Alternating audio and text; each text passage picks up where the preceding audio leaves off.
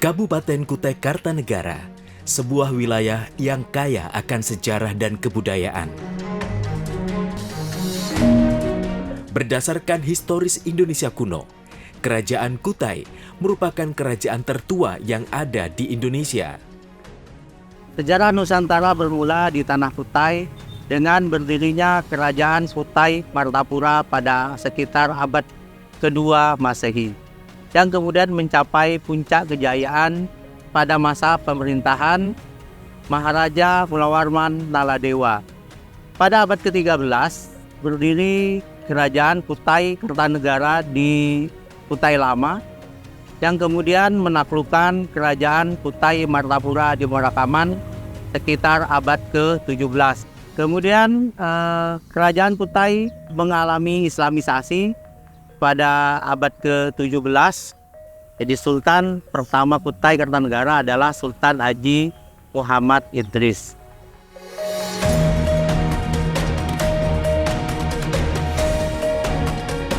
Seiring berjalannya waktu, Kesultanan Kutai Kartanegara menjadi bagian dari Swapraja pada masa penjajahan Belanda dan Jepang.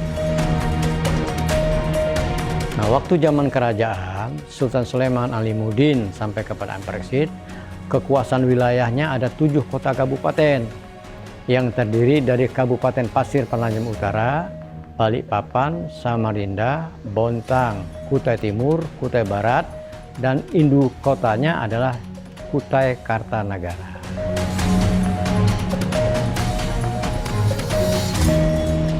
Pada tahun 1959, melalui Undang-Undang Daerah Istimewa Kutai diubah menjadi Kota Praja Samarinda, Kota Praja Balikpapan, dan Kabupaten Kutai.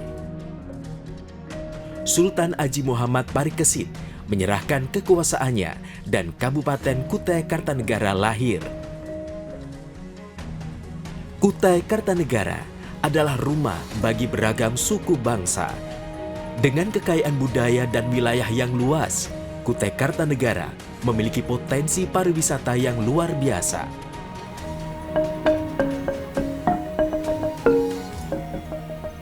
Kembali kepada masa lalu, bahwa Kesultanan, khususnya Kerajaan Kutai Kartanegara di abad ke-13 dulu, semenjak Raja pertama Aji Batara Agung Dewa Sakti itu belum mengenal namanya gamelan.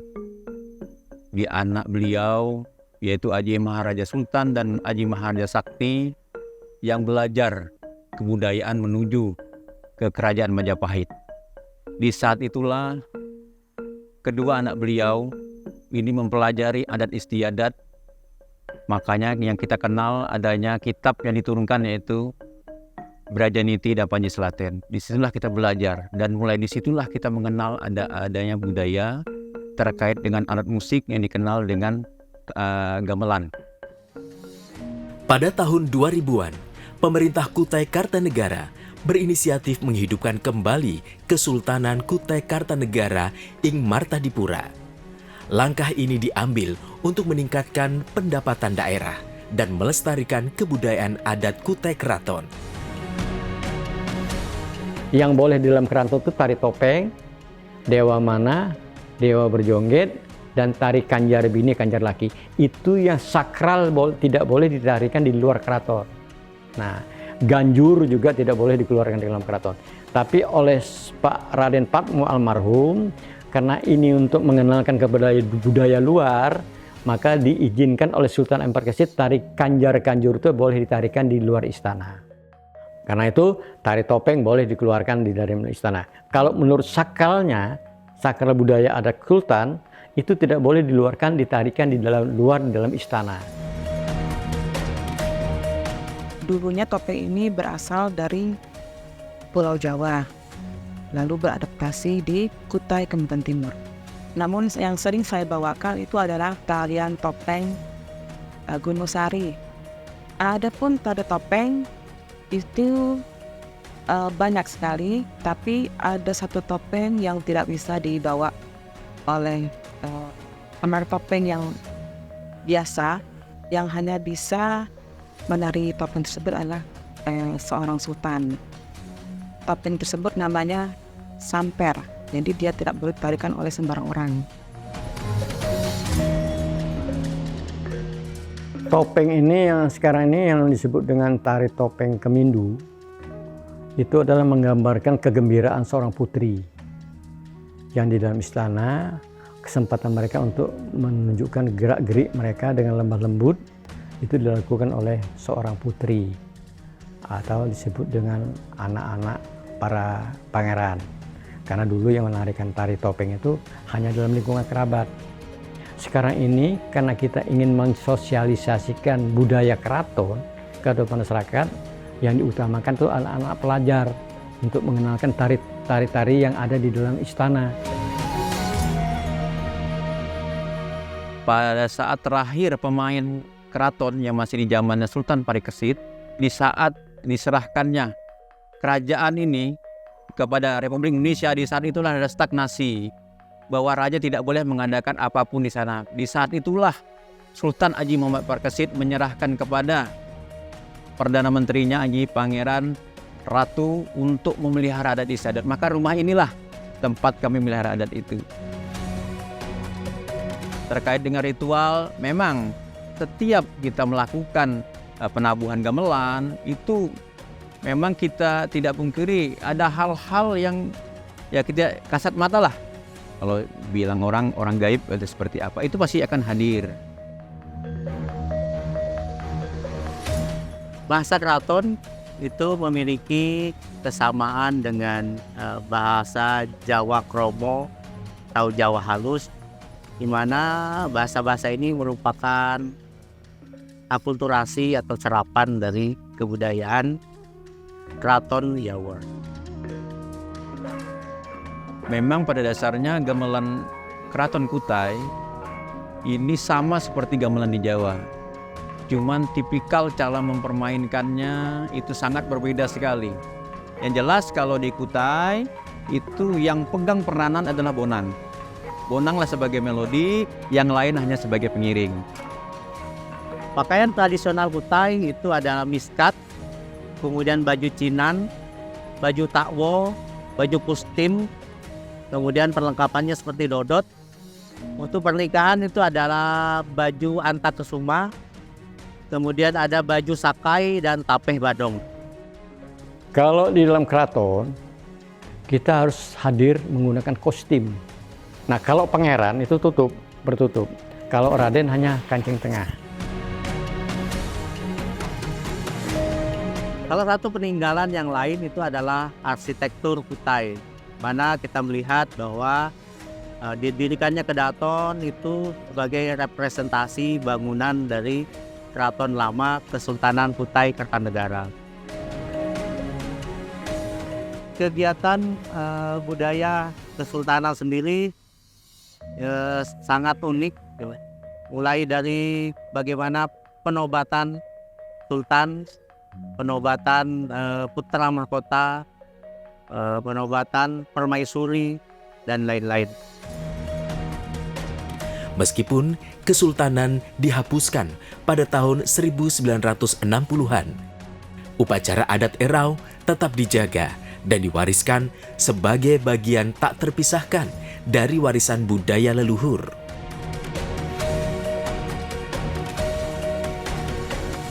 Kebudayaan keraton ini adalah kebudayaan yang sangat kaya, di mana Erau sebagai sebuah event terbesar dari kebudayaan keraton itu menghimpun seluruh kebudayaan yang ada di Tanah Kutai, di mana Sultan sebagai simbol pemersatu masyarakat ini berdampak luas terhadap kehidupan bersama masyarakat, bagaimana menjaga harmoni, toleransi, kerukunan beragama, berbudaya, dan bermasyarakat yang ada di seluruh Tanah Kutai.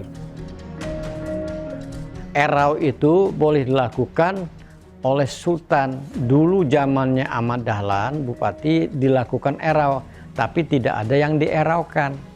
Nah, sekarang ini dengan adanya Sultan sebagai pelestari nilai budaya adat, wajib dilakukan erau.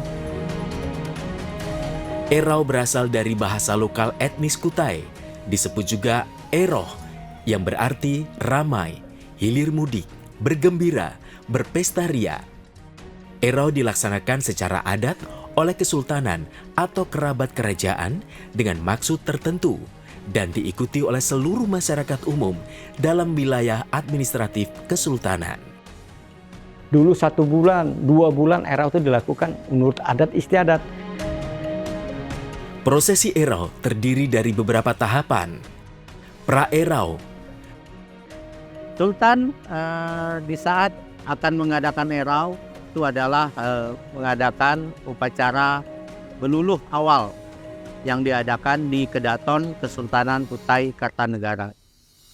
Setelah itu belian mengadakan upacara menjamu benua. Menjamu benua ini adalah memberi makan kepala benua, buntut benua, tengah benua. Tujuannya menghimbau kepada kejuntayan, kemomolan, memberitahukan bahwa Sultan akan menyelenggarakan erau adat atau disebut dengan pelas bumi. Kemudian pada malamnya para belian mengadakan ritual merangin malam, di mana upacara ini adalah untuk memberitahukan kepada alam gaib bahwa Sultan akan mengadakan erau. mendirikan ayu.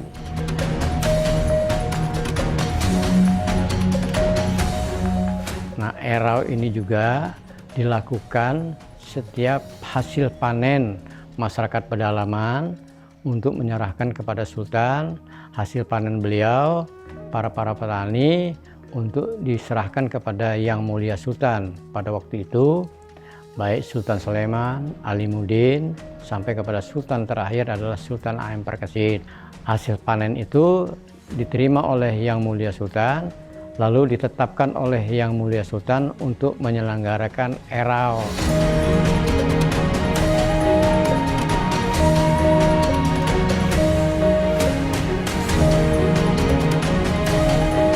Upacara bepelas ritual ini dilakukan oleh Sultan di saat erau pada malam pertama sampai pada malam ke-7.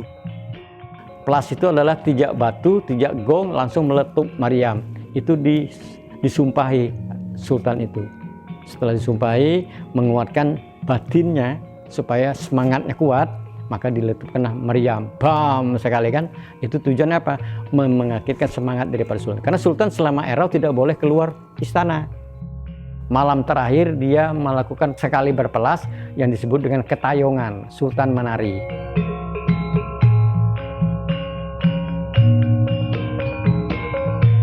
Acara peseprah adalah acara di mana Sultan, para pejabat duduk bersama, makan bersama, di mana filosofi dari peseprah adalah menyatunya antara pemimpin dan masyarakat. Kemudian hari terakhir itu adalah upacara mengulur naga, di mana naga bini dan naga laki itu dibawa ke Kutai Lama dengan segala macam kegiatan dan ritualnya. Setelah mengulur naga di Kutai Lama, para petugas dan belian mengambil air tuli yang akan dipercikan oleh Sultan sebagai simbol diawalinya upacara belimbur.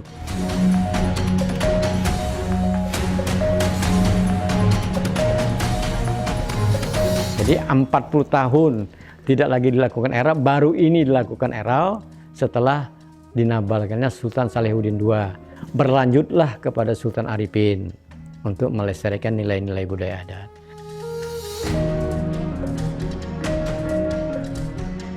Budaya keraton harus tetap dipertahankan.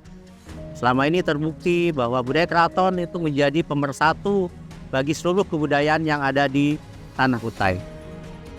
Kutai Kartanegara dengan sejarah panjangnya merupakan tempat di mana tradisi dan kebudayaan berkembang seiring berjalannya waktu. Dengan penuh kebanggaan, Kutai Kartanegara terus menjaga warisan budayanya yang kaya. Mari kita lebih mendalami dan menghargai keindahan dan keberagaman Kutai Kartanegara. sebuah destinasi yang tak hanya menawarkan pesona alam, tetapi juga kaya akan cerita sejarah dan warisan budaya yang tak ternilai.